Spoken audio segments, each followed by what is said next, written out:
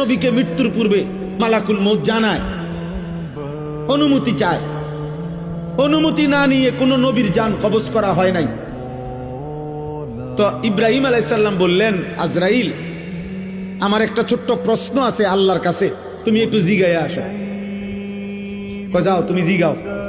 তো আজরাইল মালাকুল মউত বোঝাচ্ছে বলে, তো তুমি গিয়া বলবা আল্লাহর কাছে, আয়াকবিজুল খলিল রুহা খলিলিহি।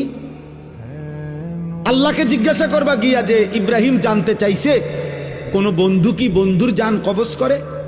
বন্ধু বুঝি বন্ধুরে মাইরে লাগে? আমি না আপনার বন্ধু?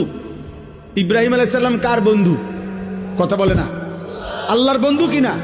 তো ইব্রাহিম আলাইহিস সালাম বলতেছে, যাও গিয়া জিগাও কি বন্ধু এটা? বন্ধু বন্ধুরে মারতে কয়? বন্ধু বুঝি বন্ধুর জান কবজ করে? সুবহানাল্লাহ। আল্লাহ তাআলা তখন বললেন,